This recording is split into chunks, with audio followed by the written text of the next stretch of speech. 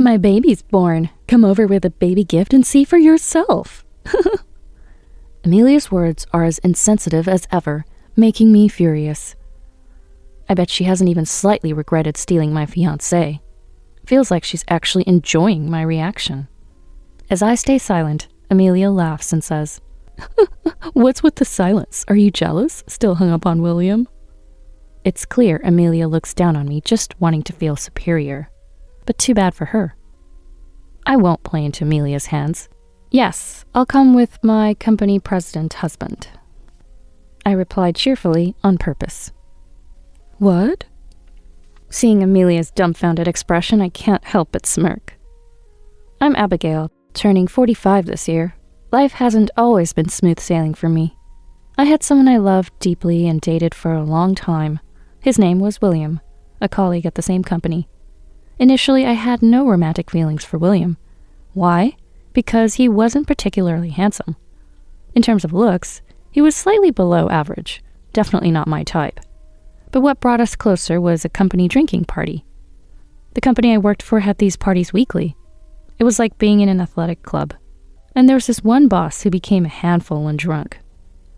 "Abigail, you drinking properly?"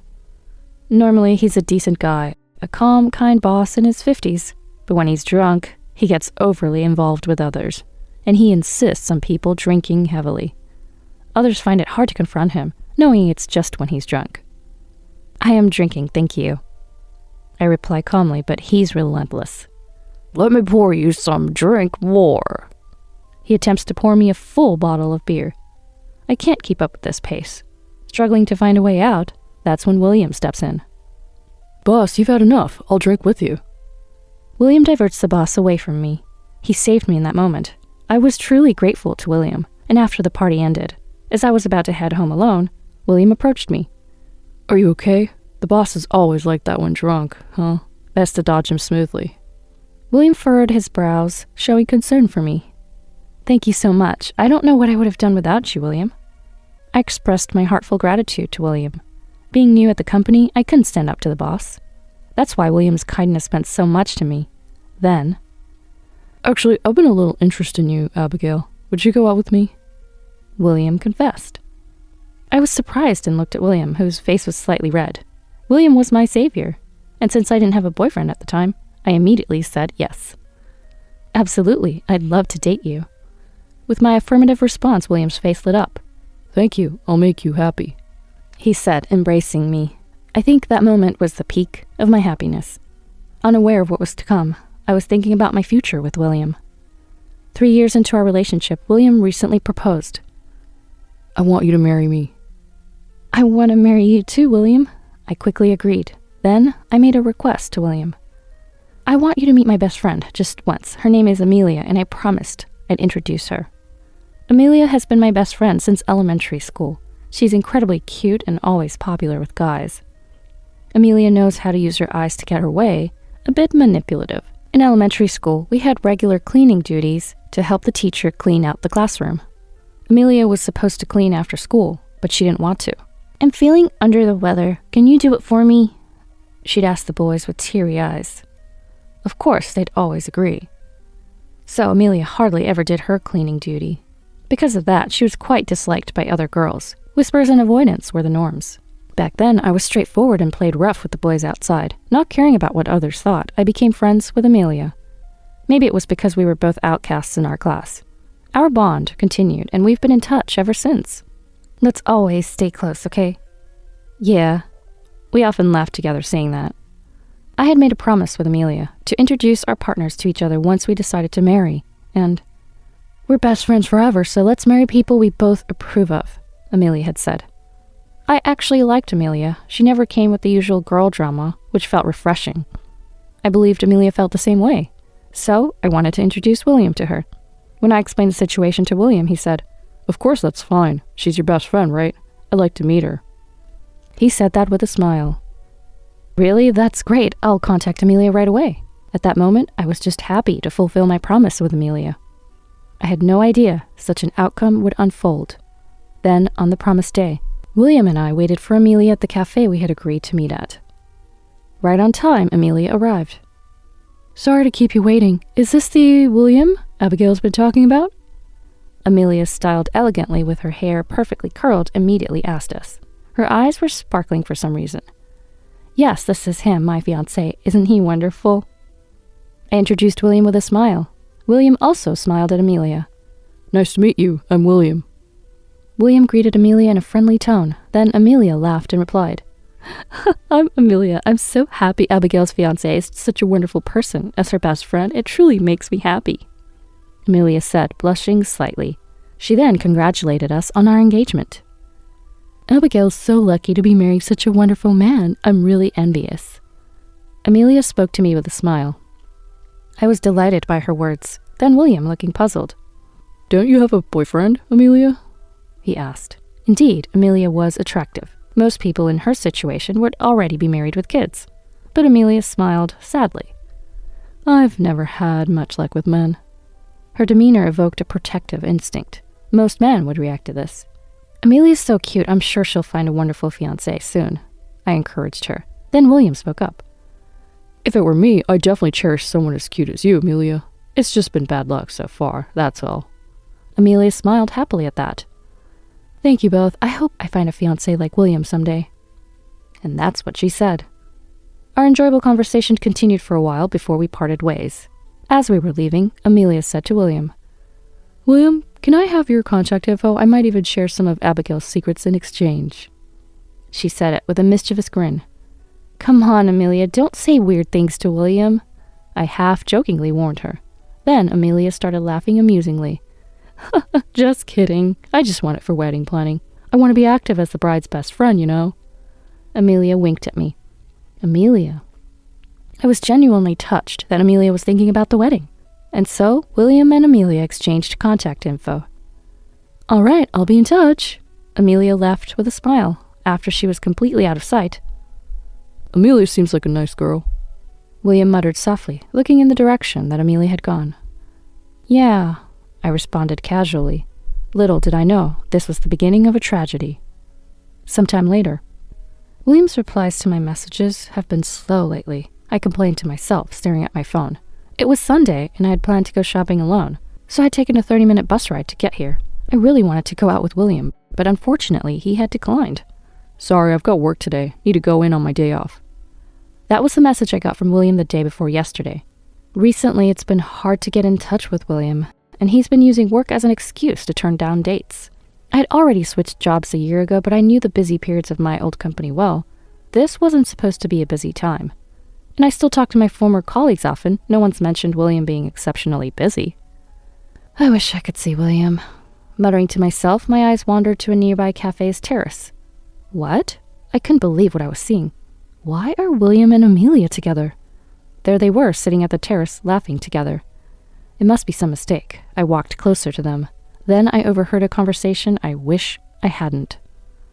Amelia, it's always been you for me. You're so much cuter than Abigail. I really love you. William was saying this, smiling at Amelia, and he was holding her hand. Amelia seemed pleased. I'm way cuter than Abigail after all. I understand why you'd leave her for me, she finishes saying.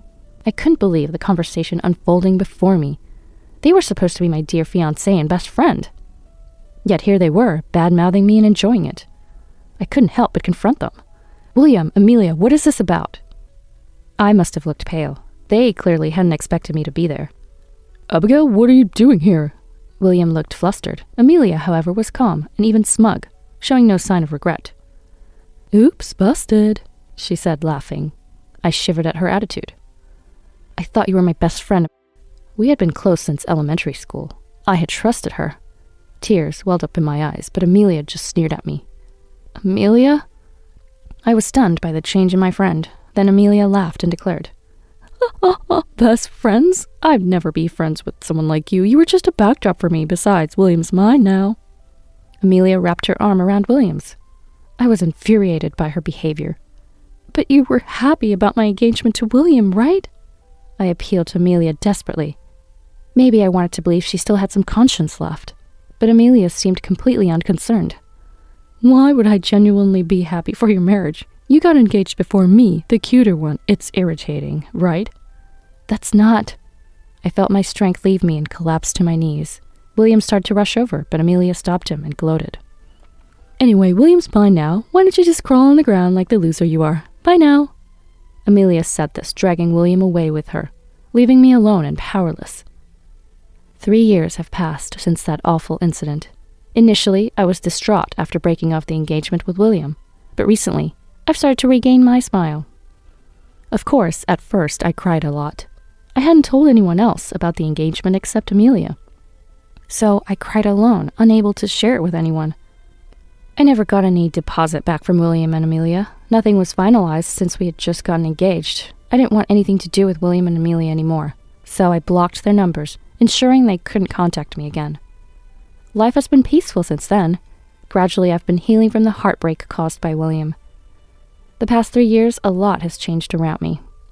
But then another incident occurred. One day, I received a call on my cell phone. It was an unknown number. Curious, I answered the call. Hello? To my dismay, it was the last person I wanted to hear from. Oh, you finally answered. It's Amelia. Long time no talk. Why are you calling? I blocked your number. I muttered, shocked. Amelia, unfazed, retorted. You blocked my number, so I had to change it. Don't make me go through so much trouble. Amelia laughed. She clearly hadn't changed at all. Talking more with Amelia would only bring back unpleasant memories. I decided to quickly find out what she wanted and end the call. So, what do you want? I asked coldly, and Amelia chuckled happily. I had a baby. Come with a baby gift to see for yourself. Typical Amelia, insensitive as ever. She probably hasn't regretted stealing my fiancé at all. In fact, she seems to enjoy my reaction. She's likely smirking, imagining my shock. As I remained silent, Amelia laughed. What's with the silence? Jealous? Still hung up on William? Amelia still looks down on me, wanting to be superior, but too bad for her. I won't react the way she expects. Yes, I'll come with my company president husband. I replied cheerfully on purpose. What? Amelia was dumbfounded, and I let a sarcastic smile show. After a while, I started to feel deceived. Abigail, have you lost your mind? Someone plain like you marrying a president? Impossible. Amelia nastily berated me. She must think my statement is a lie. So I deliberately put on a confident smile. Well, you'll see when you actually meet him. Then Amelia said, As if you're married. If you come alone to my house, I'll laugh out loud at you. She laughed. I calmly asked for Amelia's address and ended the call. Amelia's attitude on the phone was intolerable. It was too cruel, and she looked down on me too much. It reminded me of the incident 3 years ago and reignited my anger. I'll make sure you regret calling me. I vowed revenge against Amelia. What's wrong? Did something happen? My husband, Michael, came over to me. Michael is the same age as me with distinct features, a face that women wouldn't ignore. His body is toned, the ideal husband for me. I met Michael at my new job. I was working as a secretary. Having a secretarial qualification helped. And my background in a major company was also valued. My job involved managing the president's schedule and accompanying him to receptions. Initially, I struggled to match names with faces of clients. Once, I messed up arranging a dinner and got scolded harshly. But I managed to get by, thanks to Michael. When I made mistakes, Michael would point them out and show me how to improve. He never got unreasonably angry and always helped me cover up my mistakes. He even helped me remember our clients by going through business cards with me after work. His support helped me survive as a secretary. Then, out of the blue, Michael proposed to me. I know this is sudden, but will you marry me? We had a 0 dating day marriage. According to Michael, I fell for you because you always tried hard to keep up with my pace. That's the situation. I also thought that with Michael, I could grow in many aspects. Working hard at my job by his side was enjoyable. So, I happily accepted his proposal, and we got married. I told Michael about the call from Amelia. Amelia called, said she had a baby and wants me to visit. I explained the situation to Michael. He knew about me losing William to Amelia 3 years ago. I had told him when we decided to get married. Initially, I was still hung up on William, thinking I couldn't marry Michael in such a state, but Michael said, That's fine with me, and I gladly accepted his proposal. So, Michael frowned at Amelia's insensitive remarks. That woman is beyond unreasonable. To take someone's fiancé and then act like that? She's looking down on you too much, Abigail. Michael seemed angrier than I was. His kindness made me happy. I made a request to Michael. Michael, will you come with me to Amelia's place? I don't want to let Amelia get the best of me. It would be a great support to have you there. When I asked, Michael laughed. Of course, I'll go with you. I want to fight back against those who made you suffer. And your ex-best friend is too malicious. We need to clear things up. Michael. I was moved by Michael's kindness. He put his hand on my head and said, let's show them how happy we are together. That you're happier than that woman. Yeah, I'm much happier now, far more than Amelia. I naturally smiled. Right on. You're cuter when you're confident, Abigail. Michael laughed heartily. And so we decided to confront Amelia and William together. On the day we were supposed to visit Amelia and William, I pressed the doorbell alone. Initially, Michael and I were supposed to press it together, but Michael had to take an urgent call from work, so I ended up going to Amelia's house alone first. Even so, Michael was just nearby on the phone. I didn't feel alone. When I pressed the doorbell, Amelia immediately came out. Seeing me, she looked pleased. You really say such obvious lies. Amelia laughed and said that. Oh, my husband will come later. Here, this is for you. I handed over a paper bag. Thanks, you're so dutiful even after I took your fiancé, Amelia said, laughing. It's just something someone gave me. I just brought one at random. I replied nonchalantly. Gifts? You have that many friends? You probably bought it, right? Well, you're single, so you must have money. Amelia taunted, assuming I was still single, especially since I was alone. She must have thought so even more. Amelia then opened the bag with gusto. Oh, it's a gift card, huh? Well, it's mine now. I'm not going to return it. What should I buy? She excitedly said. As she pondered on her options, I watched Amelia with a cold gaze. Then William, holding a baby, came out. Abigail, long time no see. William looked somewhat uncomfortable.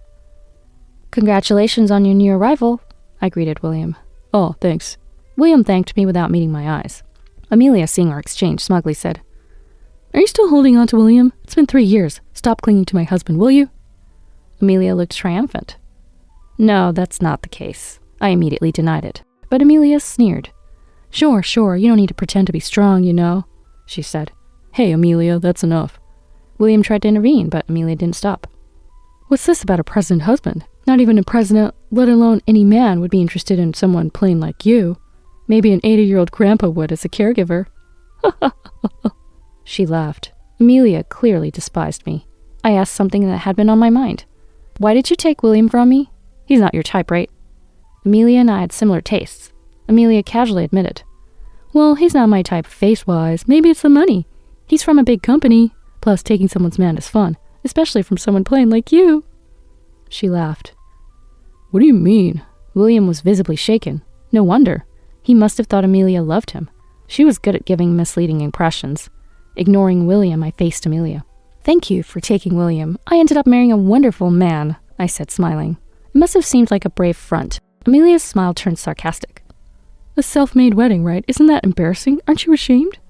Amelia was full of confidence. I'll reveal Amelia's true face. I was about to retort when, sorry for the wait, a familiar voice came from behind. Michael, you're late. Sorry. The client's president was long-winded. Forgive me, please. Michael apologized, looking sorry. As we were talking, a trembling Amelia spoke up.